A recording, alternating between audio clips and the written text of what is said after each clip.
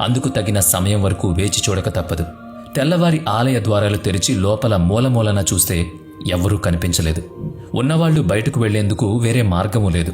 తిరుమల తిరుపతి దేవస్థానం అప్పటి ముఖ్య కార్యనిర్వహణాధికారి శ్రీ పివిఆర్కే ప్రసాద్ ఆయన వెంకటేశ్వర స్వామిపై పలు గ్రంథాలు రచించారు.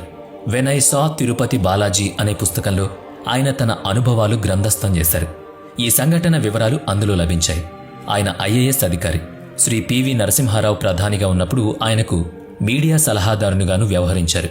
ఇంతకీ ఆనాడు ఏం జరిగిందన్నది తెలుసుకుందాం. తిరుమలలో నీళ్లకు గట్టి ఎద్దడి ఏర్పడింది. భక్తుల తాకిడికి తగినట్టుగా నీటి లభ్యత లేదు. తిరుమలలోని గోగర్భం డ్యాం తదితర నీటి వనరులు అడుగంటిపోతున్నాయి.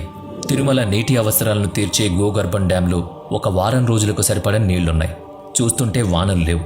మరిక భక్తులు రావద్దని చెప్పి ఆలయాన్ని సైతం మూసివేయాల్సి వస్తుందని శ్రీ ప్రసాద్, తిరుమలలోని నీటిపారుదల అధికారులు తీవ్ర మదనపడుతున్నారు.